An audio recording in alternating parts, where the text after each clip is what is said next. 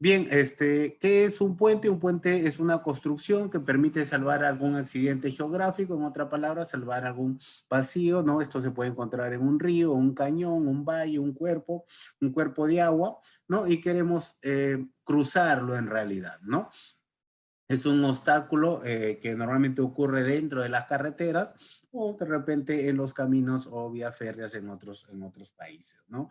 El diseño de cada puente va a variar dependiendo de su función y de la naturaleza del terreno, ¿no? Para ello tenemos estudios previos, ¿no? El estudio topográfico, el estudio de tráfico, el estudio hidráulico, el estudio geotécnico, estudios de suelo, ¿no? Todos estudios que van a aportar información para tomar una buena decisión, ¿no? En la construcción, ¿no? Y en la toma, pues, del mejor puente o el que cumpla, pues, las condiciones también sociales y económicas, ¿no? Dentro del lugar que se va a desarrollar, ¿ya? A ver, avanza, ahí está. Ahí tenemos, pues, como introducción las especificaciones. Tenemos especificación extranjera, la AASHTO, ¿no? Pero nosotros tenemos un manual de puentes que está vigente, el que se ha compartido, ¿no? Que es el del 2018, donde están todos los parámetros que nosotros tenemos que seguir para el diseño, ¿ya? Y de ahí se ha cogido información que se va a mostrar durante este PPT. ¿Ya? Las partes de la estructura de un puente, en realidad, tenemos la superestructura, ¿no? La que va a recibir directamente la carga vehicular. Tenemos la subestructura que recibe pues el tablero y transmite pues las cargas a la cimentación. Y de ahí tenemos pues la cimentación que va a transmitir las cargas al suelo, ¿no? Las va a disipar en el suelo. Serían las partes pues principales de un puente, ¿no? Hablando ya de elementos de conexión, también podríamos considerarlo como una parte, ya que juega un rol importante dentro del peso de la estructura, dentro del diseño, ¿no? Que muchas veces no se contempla. Bien, como superestructura tenemos al tablero. Este tablero está constituido por los elementos estructurales que soportan, pues, a primera instancia las cargas de los vehículos, ¿ya? Y podemos tener de distintos materiales, ¿no? Tableros de madera, tableros, pues, de concreto, que es el que más utilizamos, ¿no? Una vez que recibe la carga vehicular, la vamos a transmitir a la subestructura, ¿no? De ahí tenemos la estructura principal, se denomina estructura principal al sistema estructural que soporta el tablero y salva el vano entre apoyos, ¿no? Transmitiendo las cargas. Hay que mencionar que este tablero puede ser de losa, puede tener vigas, ¿no? Vigas tipo cajón, vigas tipo T, ¿no? Pueden ser estas de concreto, pueden ser metálicas, que ya vamos a ir viendo algunos de estos ejemplos, ¿ya? Vamos a hacer una pequeña introducción para pasar al desarrollo tratando pues de cumplir, ¿no? Bien, ahí podemos ver la superestructura, los tableros, ¿no? El ancho físico entre los bordes, ¿no? Podemos ver ahí, en este caso es de vigas, ¿no? De vigas tipo T. La construcción, esta es la sección transversal del puente, ¿no? La sección transversal del puente. El manual de puentes habla pues que el ancho de las aceras tiene que ser como mínimo 1,20 m, ¿no? Eso ya lo vamos a ver, acá está. Hablando pues, dependiendo de las velocidades que van, la velocidad de diseño que van a pasar pues, de acuerdo al estudio de carreteras, ¿no? Entonces ahí tenemos un primer perfil, si estamos hablando de puentes que van a cruzar con velocidades, ¿no? Que están por encima, por debajo de los 70 kilómetros por hora, y tenemos ya este tipo, siempre y cuando las velocidades sean mayor a 70 kilómetros por hora, donde podemos ver pues protección para los peatones, ¿no? Protección para los peatones. Esto está pues en el manual de puentes, ¿no? Con respecto a qué puente utilizar, una buena solución es mirar la luz del puente, la luz a salvar, ¿no? Por ejemplo, si yo quiero salvar una luz de 10 metros, yo puedo tener un puente de concreto armado tipo losa o también concretos preesforzados, ¿no? Que ya sobrepasan pues los 10 metros, ¿no?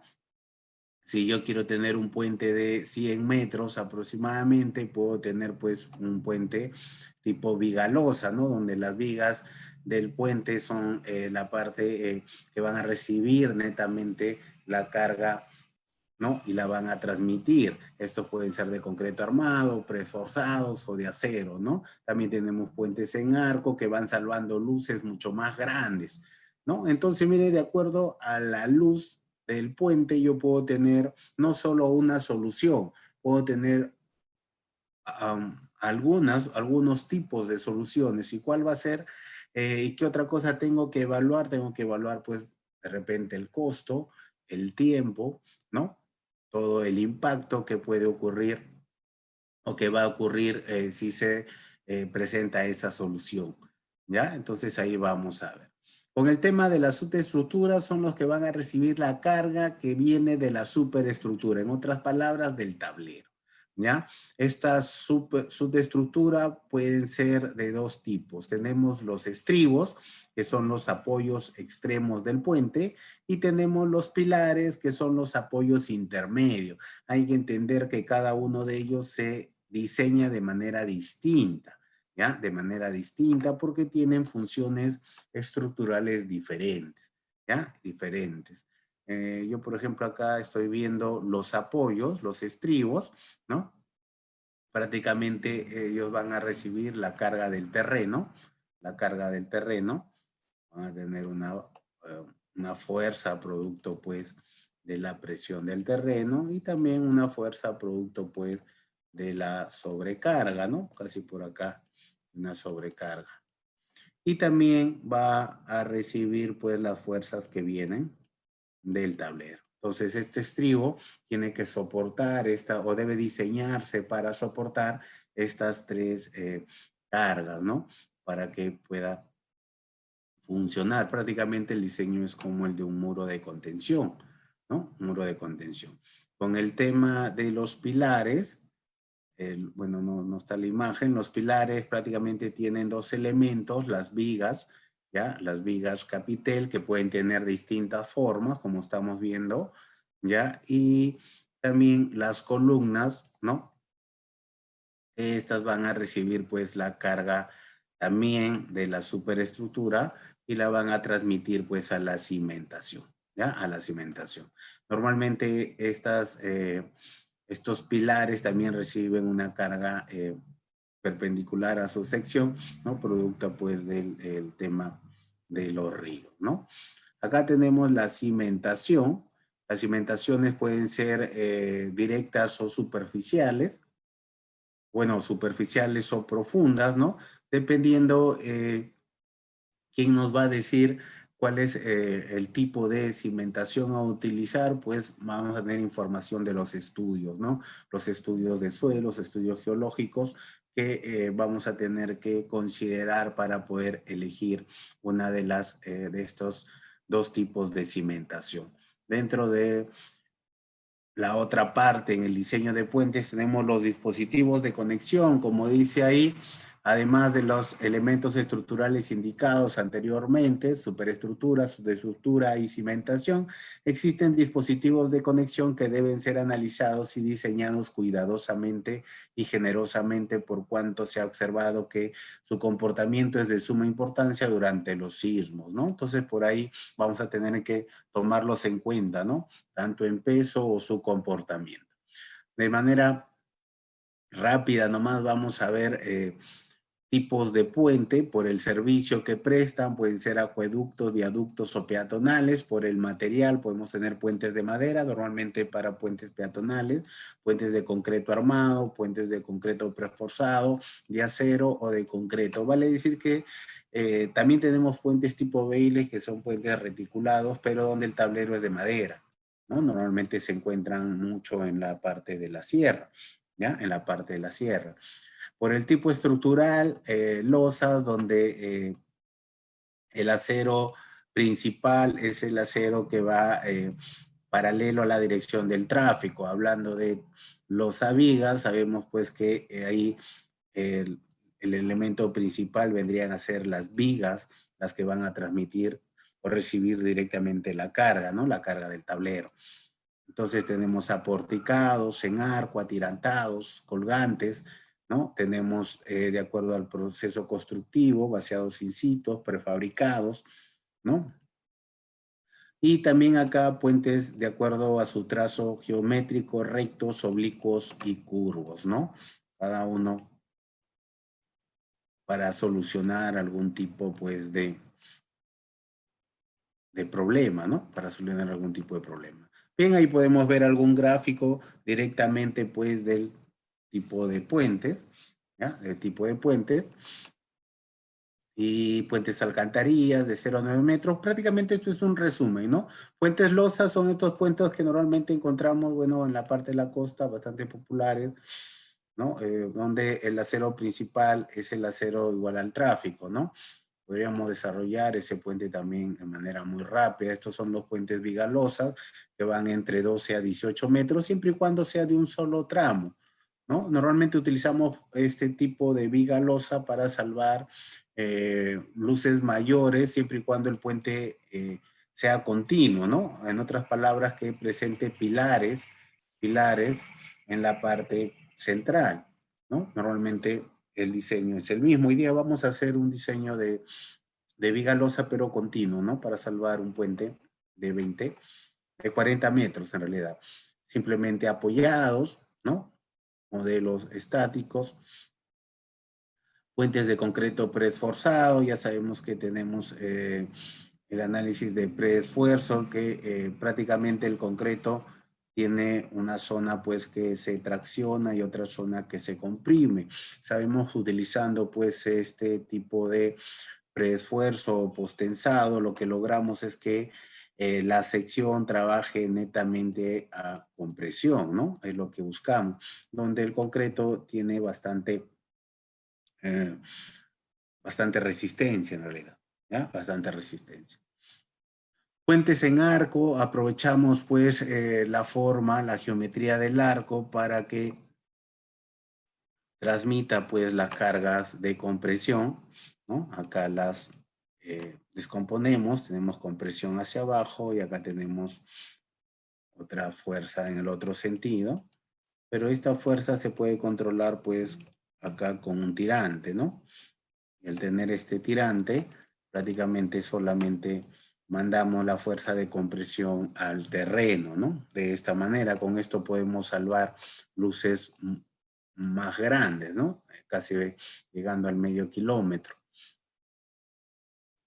Tenemos pues puentes en arco de tablero superior, tenemos en arco de tablero inferior, tenemos en arco de tablero en la parte central, ¿no? La parte central del arco.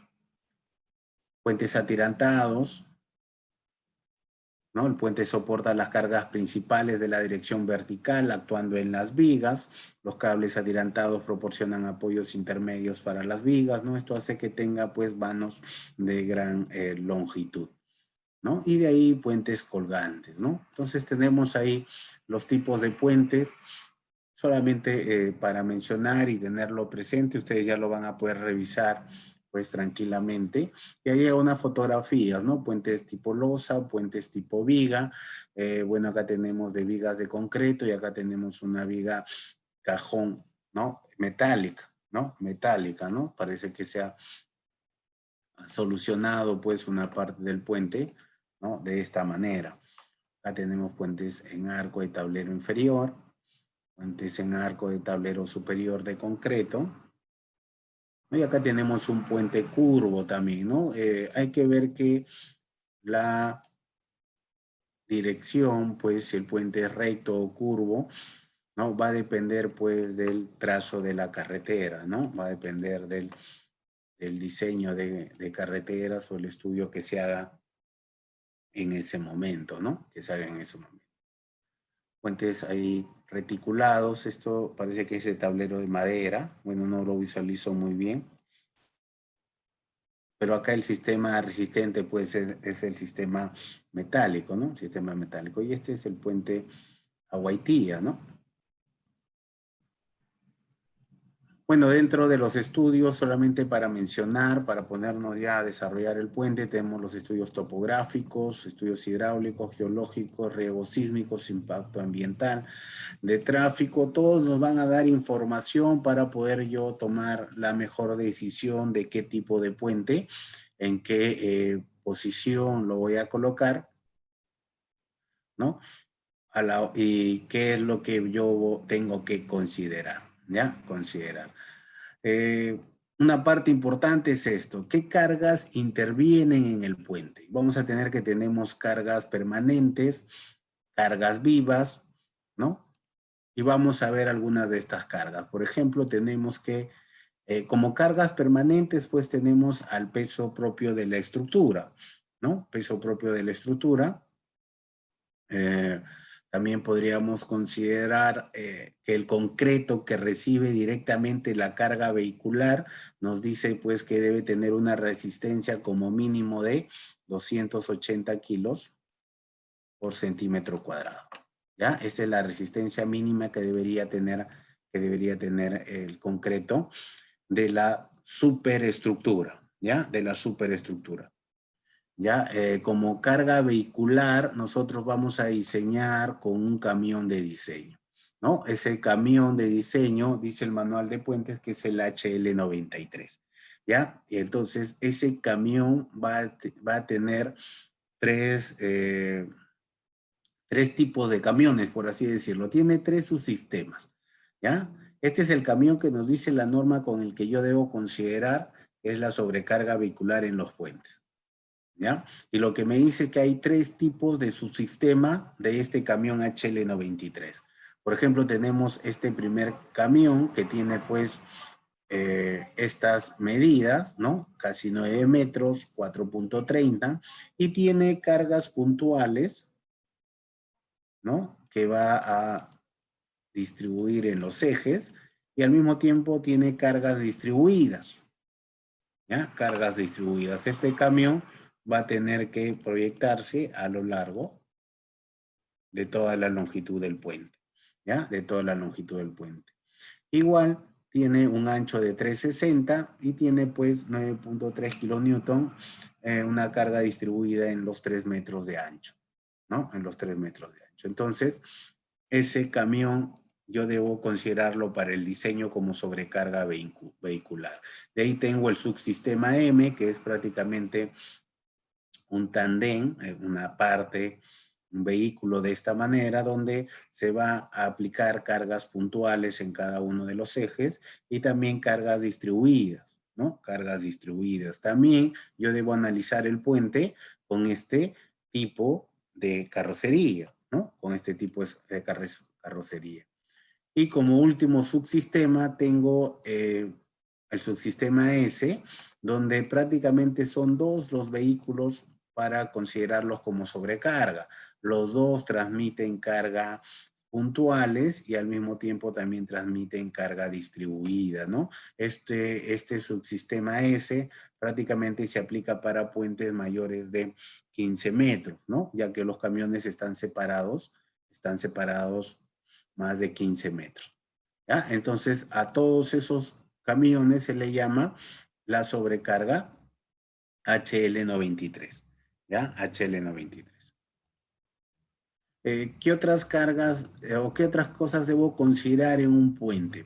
Por ejemplo, en un puente debes considerar, imagínate que tenga 3 carriles. Hay que entender que la condición más desfavorable del puente no es que estén los 3 carriles llenos. Ya se ha comprobado que no es la condición más desfavorable para el puente que los carriles estén llenos. Muchas veces hay otras configuraciones de presencia que nos van a mostrar mayores esfuerzos.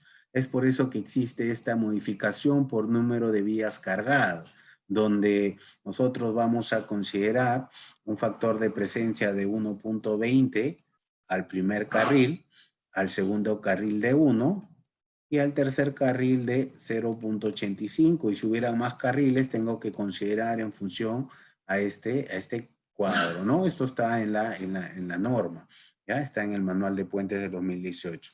Entonces, esto también tengo que considerar cuando yo estoy generando la sobrecarga vehicular, ¿no? La carga viva, este factor de presencia múltiple. Como les digo, lo podríamos interpretar de que el puente no sufre más cuando están todos los carriles llenos, ¿no? Entonces, por eso hacemos esta parte. Otro efecto es el efecto dinámico, ¿no? Es el efecto dinámico dentro del diseño de puentes, ¿no? Donde dice que los efectos dinámicos provocados por los vehículos en movimiento se pueden atribuir a dos orígenes, ¿no? El efecto del martilleo, que es la respuesta dinámica del conjunto de la rueda frente a las discontinuidades de la superficie de rodamiento, va golpeando, y la respuesta dinámica del puente en su totalidad frente a los vehículos que lo atraviesan, ¿no? Todo ese movimiento nosotros lo vamos a llevar a vamos a simplificar. ¿Y cómo consideramos ese efecto dentro del análisis de puentes? Podríamos considerarlo aumentando, ¿no?, las cargas a un 33%. Si yo aumento un 33% las cargas, prácticamente estoy diciendo que estoy considerando los efectos dinámicos, ¿ya? Estoy considerando las cargas de impacto, ¿ya? Las cargas de impacto. Eso también lo vamos a hacer en unos momentos. Y acá tenemos la carga dinámica de impacto. Bueno, acá está, esta es la copia una captura del manual del manual de puentes 2018. De ahí también tenemos una fuerza centrífuga, ¿no?, que podríamos considerar, ¿no?, para el propósito de calcular la fuerza radial o el efecto de vuelco sobre las cargas de las ruedas. La fuerza centrífuga será tomada como el producto entre los pesos por el eje del camión o del tandem del diseño, ¿no? Evidentemente con la siguiente expresión. Esto prácticamente puede ocurrir en puentes que son curvos, ¿no? Puentes que son curvos, donde se va a mostrar este efecto, y acá está la fuerza que yo debo considerar a la hora de diseñar mis puentes. El software CSI considera ya esta fórmula simplemente activándolo nada más. También puede existir una fuerza de frenado, para la consideración de la magnitud. Imagínense que los vehículos frenen sin todavía haber cruzado el puente. Esto también se puede considerar, ¿no? La fuerza de frenado. El análisis sísmico, pues, según nuestro manual, ¿no? Se va a dar, pues, con los parámetros de este manual, siempre y cuando no existan los estudios de peligro sísmico, ¿ya? Si no existen los estudios de peligro sísmico, vamos a tener que nosotros generar de acuerdo a los parámetros de la norma, donde vamos a considerar tres parámetros: una fuerza PGA, un valor SS y un valor S1, ¿no? Donde en el artículo 243.11.2 nos da el procedimiento general de cómo calcular, pues, nuestro espectro, ¿no? Nuestro espectro de diseño, ¿no? ¿Ya? Entonces nosotros vamos a considerar, de acuerdo a estos parámetros, nuestra fuerza sísmica, y eso lo vamos a considerar en dos estados de carga, ¿ya? En dos estados de carga. Vamos a tener un primer estado, si el puente es de esta manera, donde vamos a decir que vamos a tener una fuerza sísmica en esta dirección, y vamos a considerar que va a actuar el 100% de la fuerza en esta dirección, ¿no? De manera longitudinal. Y al mismo tiempo va a actuar el 30% de la fuerza sísmica en la otra dirección, ¿ya? En la otra dirección. Y un segundo estado donde se va a considerar la inversa, ¿no? Si esto es X y esto es Y, en el otro estado de fuerza vamos a decir que en esta dirección, que es Y, va a actuar el 100% de esa fuerza, y en esta dirección X va a actuar el 30%.